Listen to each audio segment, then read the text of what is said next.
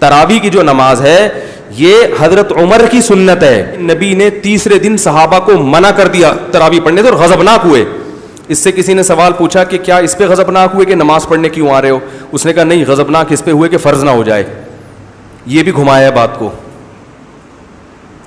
بھائی غضبناک اگرچہ وجہ یہی تھی کہ فرض نہ ہو جائے، لیکن غضبناک ہوئے اس پر کہ دوبارہ پڑھنے کیوں آ رہے ہو، اتنا شوق کیوں دکھا رہے ہو. تو حدیث کے مطابق تو غامدی صاحب کی بات پھر صحیح معلوم ہوتی ہے کہ تراویح سرے سے بولو بھائی پڑھنی ہی نہیں چاہیے، کیونکہ نبی تو غضبناک ہو رہے ہیں کہ کیوں آ رہے ہو. حضرت ابوبکر صدیق رضی اللہ تعالیٰ کے دور تک یوں ہی چلتا رہا. حضرت عمر کا دور آیا تو حضرت عمر رضی اللہ تعالیٰ نے 2-3 کام اس میں شامل فرمائے. نمبر 1 فرمایا اب پورا مہینہ مسجد پڑھیں گے. نمبر 2 پورا قرآن پاک پڑھیں گے. نمبر 3 با جماعت پڑھیں گے. نمبر 4 پورا مہینہ پڑھیں گے. اذان میں الصلاۃ خیر من النوم کا لفظ حضرت عمر نے بڑھا دیا تھا. کے اندر بخاری کے الفاظ ہیں آپ علیہ السلام سخت ناراض ہوئے اسی حدیث میں، اور آپ نے فرمایا کہ جاؤ اپنے گھروں میں جا کے نماز پڑھو. اور وہ جو میں نے پہلی حدیث بیان کی تھی نا، وہ اسی حدیث کا ہے. آپ علیہ السلام فرمایا کہ مرد کا فرض کے سوا باقی جو نفلی نمازیں سب سے افضل نماز وہ ہے جو اپنے گھر میں پڑھتا ہے. میری اس مسجد میں نماز پڑھنے سے بھی بہتر نماز ہے. یعنی اللہ کے نبی کے پیچھے کوئی فرض نماز کے سوا نفلی نماز پڑھے اور مسجد نبوی میں بھی پڑھ رہا ہو، تب بھی ان دونوں سے بہتر ہے کہ گھر میں وہ نفلی نماز پڑھے. کہ جو تراویح نہیں پڑھتا اس کا روزہ ہی نہیں ہوتا. حتیٰ کہ آپ دنیا سے تشریف لے گئے، پھر سیدنا ابوبکر کا دور آیا اور یہ معاملہ اسی طریقے سے ان اٹینڈڈ چلتا رہا. پھر حضرت عمر کا دور آیا تو حضرت عمر کے بھی ابتدائی کچھ سال اسی طریقے سے گزرے.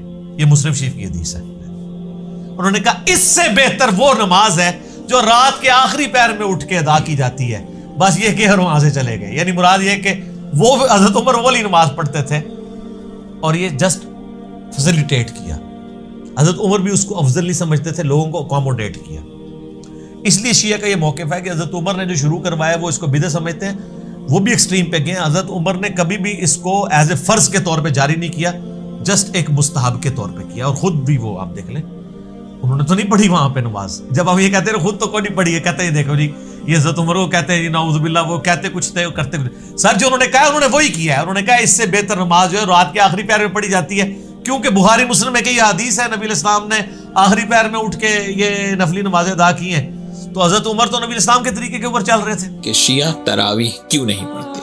اس سوال کا جواب جاننے کے لیے سب سے پہلے ہمیں یہ دیکھنا ہوگا کہ اس سلسلے میں پیغمبر اکرم صلی اللہ علیہ وآلہ وسلم اور اہل بیت علیہ السلام کا کیا موقف ہے، کیونکہ ہم فقط پیغمبر اکرم اور اہل بیت رسول علیہ السلام کے اتباع کے پابند ہیں. تراویح کہتے کسے ہیں؟ آج کی عام اصطلاح میں ماہ رمضان المبارک کی راتوں میں نوافل کو جماعت سے ادا کرنا تراویح کہلاتا ہے. شیعہ تراویح اس لیے نہیں پڑھتے کیونکہ زمانے رسول میں ایسی کسی نماز کا کوئی تصور موجود نہیں ہے.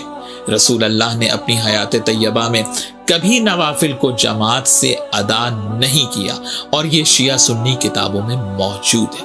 مولا علی علیہ السلام نے اپنی ظاہری خلافت میں خطبہ دیتے ہوئے ارشاد فرمایا، الکافی کی 8ویں جلد میں یہ خطبہ موجود ہے. امام ارشاد فرماتے ہیں کہ واللہ لقد امرت الناس ان لا یجتمعوا فی شہر رمضان الا فی فریضۃ وَعَالَمْتُمُوهُمْ أَنَّ اجْتِمَاعَهُمْ فِي النَّوَافِلِ بِدْعَةٌ.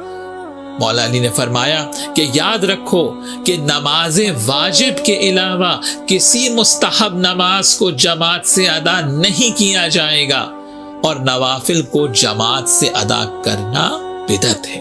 مولا علی علیہ السلام نے جو حق بات تھی سیرت رسول کے مطابق وہ لوگوں کو بتا دی. کیا باب مدینۃ العلم سے زیادہ بھی کوئی سیرت رسول اور سنت رسول کو جانتا تھا کہ ماہ رمضان المبارک میں نوافل کو ادا کریں، مستحب نمازیں ہیں، قیام اللیل کریں، لیکن ایسے انجام دیں جو رسول اللہ صلی اللہ علیہ وآلہ وسلم کی سنت کے عین مطابق ہو. الگ نماز نہیں. ٹھیک، میں نے جو بات کہی تھی وہ یہ کہی تھی کہ تراویح کوئی الگ نماز نہیں ہے، یہ تہجد کی نماز ہے. اب سوال پیدا ہوتا ہے قیام اللیل سے مراد کیا ہے؟ یہاں پہ میں تراویح کا جو پس منظر ہے وہ بیان کر دینا چاہتا ہوں. دیکھیے جیسا کہ ہم نے خطبے میں بھی دیکھ لیا، اللہ نے قیام اللیل جو ہے اسے فرض نہیں ٹھہرایا تطوع، قرآن مجید میں بھی اس کا کوئی ذکر نہیں. حضور نے تراویح کی نماز یا قیام اللیل نہ اسے فرض قرار دیا، نہ اس کے بعد جماعت کوئی اہتمام کیا مستقل. صرف 3 راتیں آپ نے جماعت کروائی ہے، اس میں 8 رکعتیں آپ نے پڑھی ہیں کہ جو آپ کا معمول تھا تہجد کا وہ پڑھی، اور تہجد کے وقت ہی جماعت کرائی ہے. یہ ہے وہ حدیث. اس کے علاوہ کسی نماز تراویح جو ہے جو ہم پڑھتے ہیں 20 رکعتیں عشاء کے ساتھ متصل، اس کا کوئی ذکر نہ دور نبوی میں ہے نہ دور صدیق اکبر میں ہے. یہ دور حضرت عمر کی خلافت میں ہوا ہے، اور ہم نہیں کہہ سکتے کتنے سال کے بعد ہوا ہے. حضرت عمر رضی اللہ تعالیٰ عنہ کی خلافت کا دور جو ہے وہ تو 10 برس ہے، ہو سکتا ہے 5 برس کے بعد ہوا ہو، 6 برس کے بعد ہوا ہو، 12 ہوا ہے ان کے عہد میں. اس کو آپ نے خود بدعت بھی قرار دیا ہے، لیکن بدعت حسنہ. بدعت کس اعتبار سے؟ لغوی اعتبار سے، نئی بات، اس لیے کہ حضور کے زمانے میں نہیں تھی.